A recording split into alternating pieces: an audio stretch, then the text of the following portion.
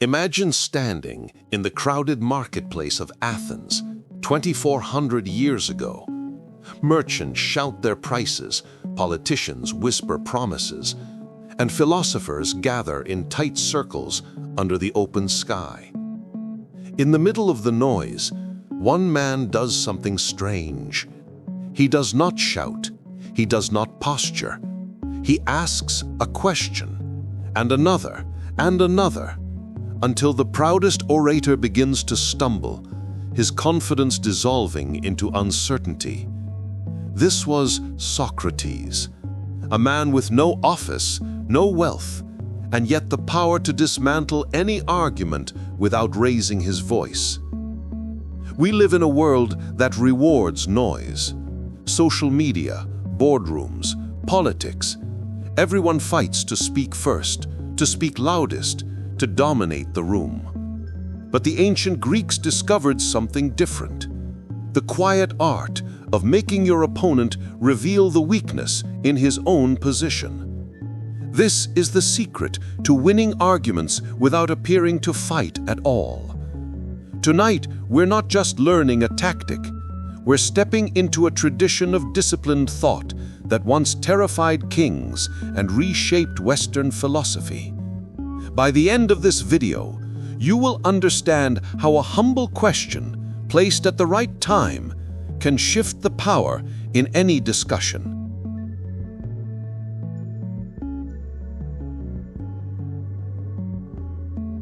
We tend to imagine argument as combat, a clash of swords, a collision of egos. The stronger you strike, the faster you overwhelm. This belief is so common that in modern debates, people prepare counterpoints like ammunition. Socrates recognized a flaw in this instinct. When you attack an argument directly, you awaken its defender's pride. Pride locks the gates of reason. The louder you speak, the more the other person retreats into their fortress. So he reversed the battlefield. Instead of launching his ideas like arrows, he placed questions like stepping stones. Each question seemed harmless, even helpful. Yet each one guided the speaker a little deeper into terrain they had never mapped. What do you mean when you say courage? And does this always follow? Could there be exceptions? Gradually, the speaker realizes they are walking on ground that no longer supports them. They see the holes in their own thinking, not because someone told them, but because they discovered it themselves. This is the hidden blade of the Socratic Method. It cuts without drawing visible blood. You appear as a student seeking clarity, while secretly leading the conversation. In this part, understand: questions disarm, statements provoke. Socrates proved that soft inquiry can dismantle hardened certainty faster than aggression ever could.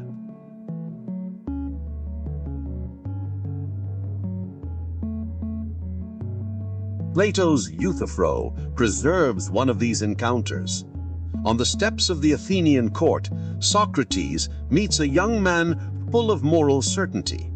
Euthyphro believes he knows what piety is and is about to prosecute his own father. Socrates does not berate him. He invites him to explain. Is what is holy loved by the gods because it is holy?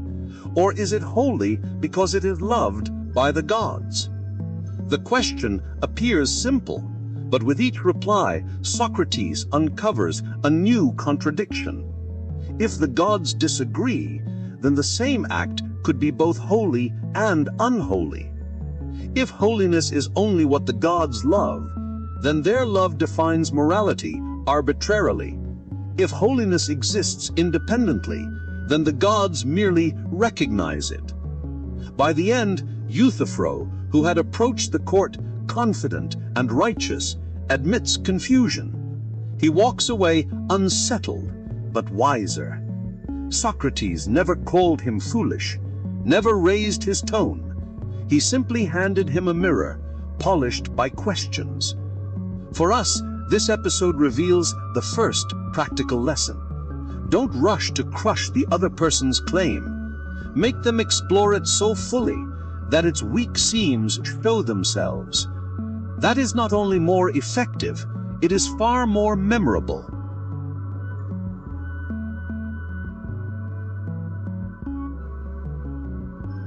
Another story begins with a prophecy. The oracle at Delphi declared that no one was wiser than Socrates. He did not believe it. He went to test it. Politicians, poets, craftsmen, all convinced of their own wisdom, agreed to converse with him. One by one, he asked simple questions about their supposed expertise. The politicians, masters of rhetoric, faltered. The poets, praised for inspiration, could not explain their own verses. The craftsmen, skilled in one art, believed they knew all others, and Socrates exposed the gap. What he discovered terrified Athens. Public confidence is often a mask for private ignorance. By revealing this, Socrates threatened the social order. When you strip away the illusions that prop up status, those who profit from illusion strike back. Yet his method also shows us something profound. Winning an argument isn't about public victory. It's about uncovering reality, even if it costs you. In a world obsessed with appearing right, Socrates risked his life to be honest. This is the difference between manipulation and philosophy. The Socratic method, at its highest level, is not just a tactic, it is a moral stance, valuing truth over ego.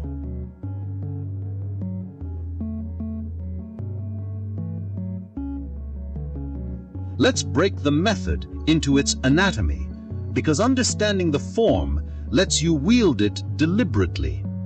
1. Clarify terms. Every debate begins with words, but words are slippery. Ask your opponent to define them.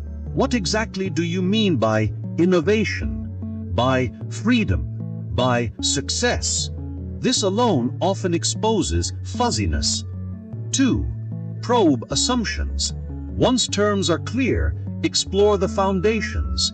If success means growth, does that imply endless expansion? What happens to quality? These questions uncover hidden premises. 3.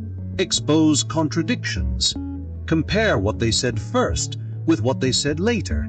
Gently, without accusation. Earlier, you mentioned X, but now you say Y. How do those align? Contradictions weaken positions without you needing to assert your own. 4. Step back. Finally, invite them to reconsider.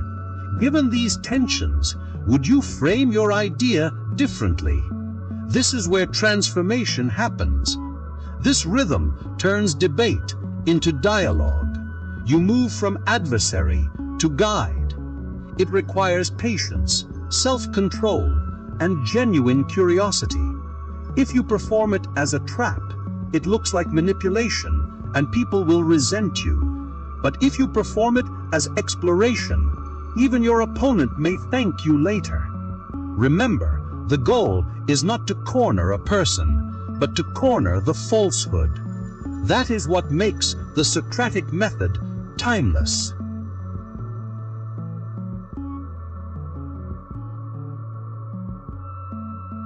Now picture a modern boardroom.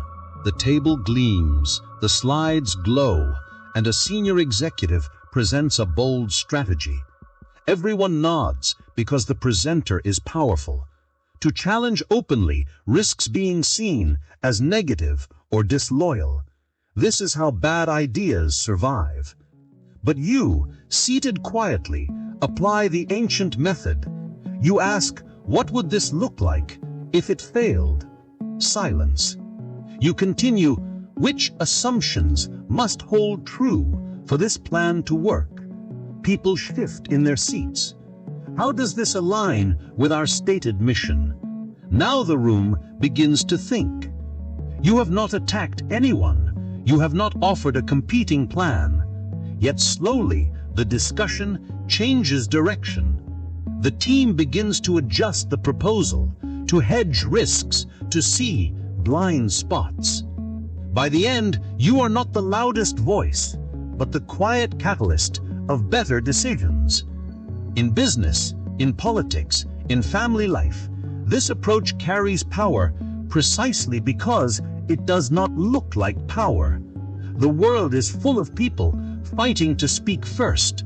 The few who master strategic questioning become invisible, architects of consensus. They don't win arguments by force. They win by redesigning the terrain on which arguments happen.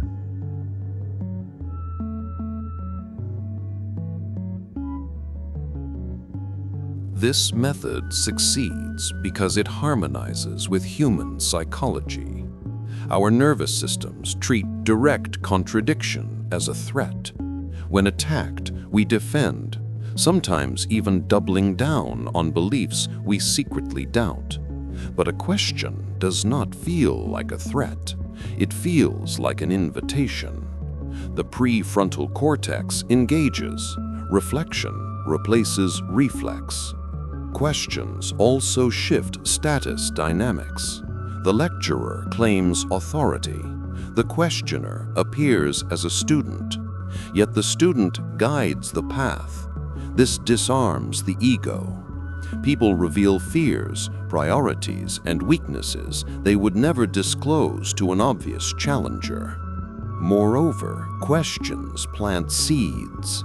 A statement can be dismissed immediately. A question lingers. Long after the conversation, the other person keeps turning it over. Sometimes the real victory happens days later when they change their stance without remembering who prompted it. This is why the Socratic method endures while so many rhetorical tricks fade. It is not a gimmick, but a deep pattern in how minds work. Curiosity opens doors that confrontation slams shut.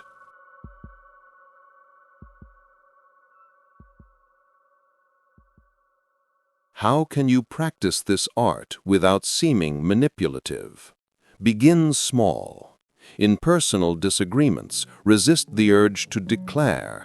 Instead, ask, what led you to that conclusion? Or, what outcome are you hoping for? In negotiations, explore the other party's fears and constraints with questions. They will often reveal their real priorities without realizing it. On social media, where debates turn toxic quickly, questions can defuse. How would you test that idea? What evidence would change your mind? Others watching will see the weakness without you needing to score points. But the deepest application is inward. The Socratic method is not just a weapon against others. It is a discipline of the self. Ask yourself, why do I believe this? What would prove me wrong? What hidden assumptions drive my choices?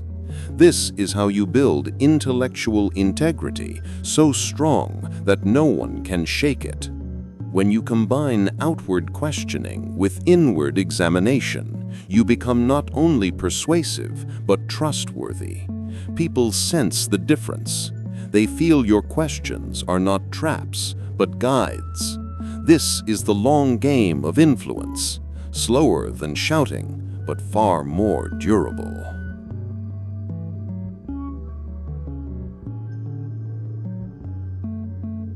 A final caution. Power, even subtle power, attracts backlash. Socrates did not die because his questions were weak. He died because they were too effective. In exposing the illusions of Athens, he embarrassed those whose prestige depended on those illusions. If you wield this method to humiliate, you will create enemies. If you wield it to clarify, you may still create discomfort, but you will also earn respect. Learn to read the room. Sometimes the wisest move is to hold your question for another day. Think of the Socratic method as a scalpel. In a surgeon's hands, it saves lives. In reckless hands, it cuts arteries.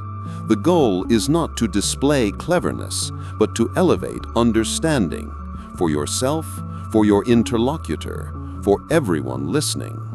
This restraint is what separates a manipulator from a philosopher, and it is why, even 2 millennia later, Socrates' name still carries weight, while the names of his accusers are mostly forgotten.